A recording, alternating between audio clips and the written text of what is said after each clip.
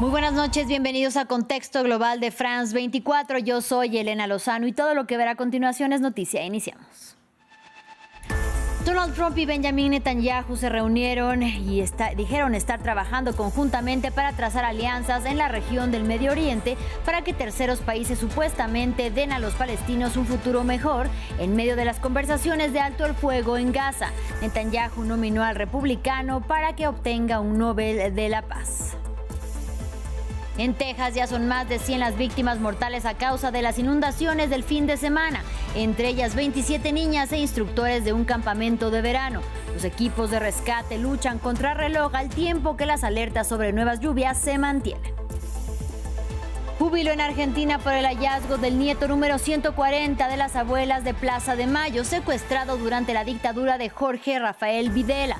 La líder de la organización, Estela de Carlotto, informó que se trata de un hombre de 48 años que nació durante el encierro de sus padres.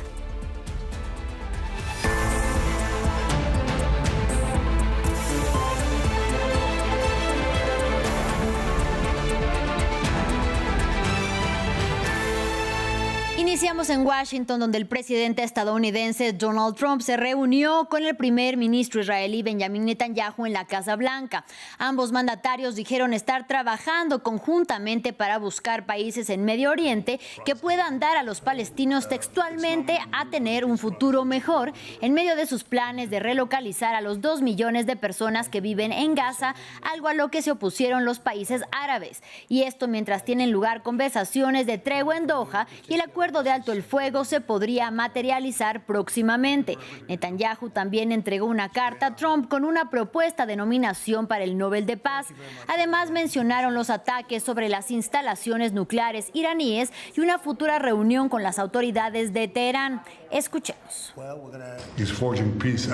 En estos momentos estamos forjando la paz de un país y en una región tras otra. Por eso quiero presentarle, señor presidente, la carta que envía al Comité del Premio Nobel. En ella le nomino al Premio Nobel de Paz y debería recibirlo. Muchas gracias. Esto no lo sabía y viniendo de usted en particular es muy significativo. Thank you very much. Coming from you in particular, this is very meaningful. Creo que los palestinos deben tener la posibilidad de tener un gobierno. Significa que la seguridad siempre estará en nuestras manos. Eso es un hecho y nadie en Israel está de acuerdo con nada distinto. No cometemos suicidio, nosotros apreciamos la vida, para nosotros, para nuestros vecinos. Creemos que podemos trabajar en una paz entre nosotros y el resto del Medio Oriente. Con el liderazgo del presidente Trump estamos trabajando juntos. Creo que podemos establecer una paz bastante amplia que incluirá a todos nuestros vecinos. Terriblemente desafortunado. Hablamos de ello y lo trágico que es. Tenemos la oportunidad de lograr por fin un acuerdo de paz, como hemos hablado con el primer ministro, y espero que así sea. Y en paralelo al encuentro entre Donald Trump y Benjamin Netanyahu, funcionarios israelíes mantuvieron conversaciones indirectas, todavía sin resultados palpables, con Hamás en Doha, la capital de Qatar. Sin embargo, en el enclave palestino continuaron los mortales ataques israelíes. En las últimas 24 horas, el ejército de Tel Aviv asesinó a 105 palestinos, según el Ministerio de Salud gazatí. Tenemos más detalles en el siguiente informe de Daci Lanza. Los ataques mortales continúan en Gaza y los palestinos tienen opiniones encontradas sobre los diálogos para un cese al fuego.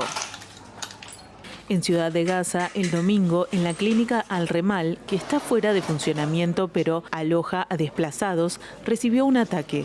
Este lunes, Suleiman Kaddoum pidió piedad y el avance de las negociaciones que Hamás e Israel desarrollan en Qatar. Estábamos durmiendo tranquilos a las 11:30 cuando nos sorprendieron los misiles que caían sobre nosotros. Sacamos cuerpos de aquí, que en paz descansen. Partes de cuerpos, bebés de no más de 5 meses y de 2 años. También saqué a mis hijos de debajo de los escombros. Estaban heridos. Algunos están en el hospital y otros en casa. Pido a Dios Todopoderoso que la delegación negociadora o los mediadores presionen con todas sus fuerzas para resolver este problema, porque se ha vuelto totalmente insoportable. Los velorios y las lágrimas de quienes despiden a sus seres queridos se repiten a diario en Gaza. ¿Tregua? Llevamos oyendo hablar de una tregua desde el 7 de octubre. No nos queda carne, ni cuerpo, ni alma, y nada más que decir. Las autoridades sanitarias describen el panorama. La guerra genocida contra nuestro pueblo en Gaza continúa. El último ataque tuvo lugar anoche en la clínica El Remal, objetivo de la ocupación israelí, donde había varios desplazados. La Defensa Civil de Gaza informó este lunes que además de los fallecidos en la clínica Al-Remal, otros palestinos fueron asesinados mientras buscaban ayuda en el sur del enclave. El portavoz de la entidad, Mahmoud Basal, declaró a la agencia AFP que 2 personas murieron y una veintena resultó herida por disparos de las fuerzas israelíes mientras esperaban recibir comida cerca de un centro de distribución de ayuda controlado por la autodenominada Fundación Humanitaria de Gaza. Regresamos a Estados Unidos porque en Texas las inundaciones provocadas por el desbordamiento del río Guadalupe al sur del estado dejan ya más de 100 víctimas mortales y entre ellas 27 niñas e instructores de un campamento de verano, Mystic Camp, y cuyas imágenes del lugar donde las menores perdieron la vida han causado conmoción. Los equipos de rescate luchan contra reloj para buscar a sobrevivientes y recuperar cuerpos, al tiempo que las alertas sobre nuevas lluvias se mantienen en la zona afectada. Diego Bassani con el informe. Esta carretera y este distrito tejano, arrasados por torrentes de barro, los voluntarios peinan la zona llena de árboles para intentar encontrar a los desaparecidos. Esta residente busca a una persona mayor. Nos centramos en el lugar donde encontramos al marido, José Olvera, porque ambos iban tomados de la mano cuando fueron arrastrados por las aguas. La esperanza de encontrar supervivientes disminuye cada día que pasa. Desgraciadamente estamos recuperando restos. De esto se trata ahora, no más rescates. En la ciudad de Hunt, más de 700 niñas participaban en un campamento de verano. Varias siguen desaparecidas. Sus pertenencias personales se han quedado sin dueño. Esta inundación ha sido un acontecimiento devastador y sin precedentes. Ha causado considerables pérdidas y dificultades a nuestra comunidad. El viernes, las lluvias torrenciales provocaron inundaciones repentinas. Las aguas del río subieron 8 metros en menos de una hora. Mientras crece la polémica sobre la gestión de la crisis, la Casa Blanca asegura que nadie debería intentar sacar réditos políticos de la situación. Como he dicho, el Servicio Meteorológico ha hecho su trabajo. Muchos expertos y meteorólogos lo han dicho. Muchos medios de comunicación también. Desgraciadamente, muchos demócratas electos están intentando convertir esto en un juego político y no es el caso. Esto es una tragedia nacional. El presidente ha firmado una declaración de catástrofe para poner a disposición de Texas los recursos del gobierno federal. Se espera que el mandatario visite la zona esta semana. El gobierno de Estados Unidos, bajo la administración de Donald Trump, revocó el estatus de protección temporal TPS para ciudadanos hondureños y nicaragüenses que obtuvieron en el pasado este beneficio, dejándolos así a miles sin protección. Y es que se trata de países donde persisten altos niveles de pobreza, de violencia, desempleo y la migración es forzada. Para hablar sobre el tema, saludo con mucho gusto a Pablo Pérez, quien es abogado de inmigración. Bienvenido, abogado, y gracias por la comunicación. Gracias a vosotros, como siempre.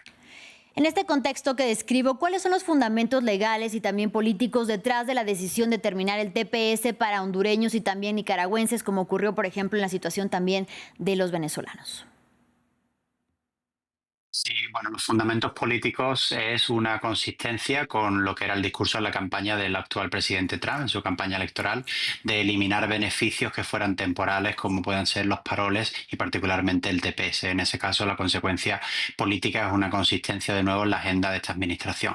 La consecuencia jurídica, evidentemente directa para los afectados. Se calcula que entre unos 75.000 hondureños tienen este beneficio y aproximadamente unos 4 a 5.000 nicaragüenses tienen el beneficio para esa designación. El efecto a partir de los 60 días, cuando expiren a comienzos de septiembre, es inmediato, ya que pierden una protección que han gozado por más de 20 años, afectando así a familias, a comunidades, a círculos económicos. Habría que valorar las posibilidades que tienen de alternativas legales. Precisamente hablando de alternativas legales, ¿qué mecanismos de regularización sí existen o quedan disponibles para los beneficiarios tras el fin del TPS, abogado? Bueno, la ley migratoria norteamericana, a pesar de las diferentes administraciones, es rica en opciones, si bien está limitada a la elegibilidad, ¿verdad? Tenemos por un lado el ámbito humanitario. Estas personas podrán quizás, si son elegibles, aplicar a la Convención contra la Tortura, el asilo. También podrán valorar la posibilidad, si fueran puestos en procedimientos de deportación, de la 42D, que es la cancelación de deportación, entre cuyos requisitos está el haber estado en los Estados Unidos al menos 10 años. Como decíamos, muchos de ellos llevan más de 20. Y, por supuesto, la ley de empleo y posibles sponsorizaciones de empleados norteamericanos, o, ¿verdad?, la ley de familias a través del ajuste de estatus. Muchos de estos tepesianos, los que tienen este beneficio, han podido quizás viajar o vinieron en origen con visa, acumulando así una entrada legal, una admisión que quizás pueda servir, teniendo el peticionario adecuado, un hijo ciudadano, una esposa ciudadana, a hacer un ajuste de estatus. Entonces hay una serie de posibilidades, pero en ningún caso es igual. Y antes de hablar de las consecuencias, sobre todo a nivel social y económico, ¿qué implicaciones diplomáticas o políticas podría tener esta medida para la relación de Estados Unidos con Honduras, con quien todavía mantiene una relación diplomática, y para su política hacia Nicaragua, con quien rompió hace tiempo con los Ortega Murillo?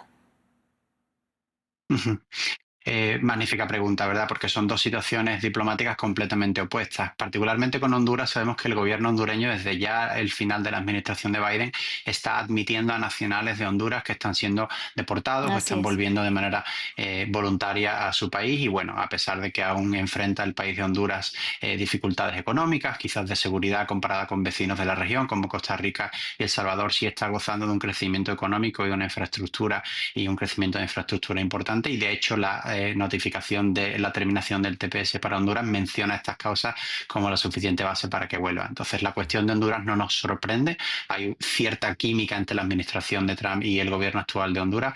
Por otro lado, ¿verdad?, la cuestión de Nicaragua sí es un poco más compleja, porque es un gobierno que pertenece, bueno, a este polo ideológico del continente americano, donde el régimen del señor Ortega pues lleva enquilosado en el poder mucho tiempo, y con él, como tú bien mencionas, están rotas las relaciones. Pero recordemos que para Nicaragua y los afectados estamos hablando de unas 5.000 personas, que sí tiene un efecto directo a ellos, pero no estamos hablando de una comunidad de diáspora de extranjeros tan grande como quizás hablábamos hace unas semanas de Venezuela o incluso ahora de Honduras.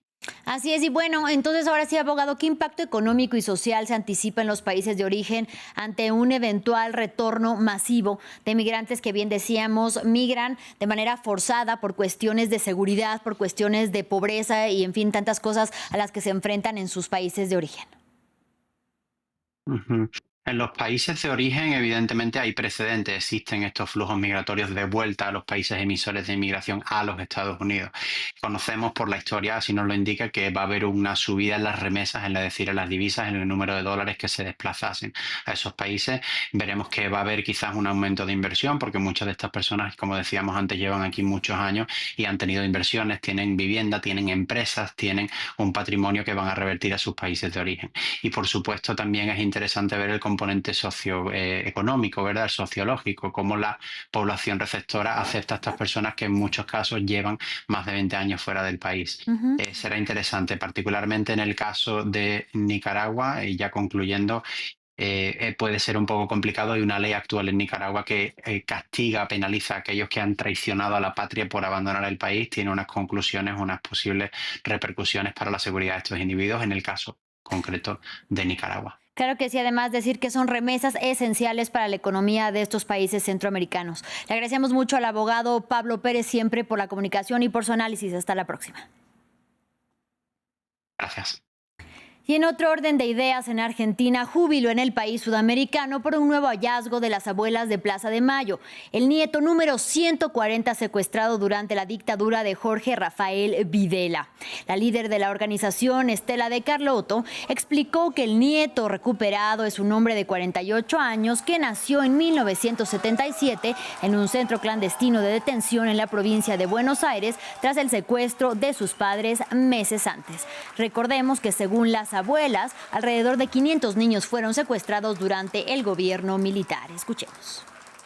Con la restitución del nieto 140, confirmamos una vez más que nuestros nietos y nietas están entre nosotros y que, gracias a la perseverancia y el trabajo constante de estos 47 años de lucha, seguirán apareciendo.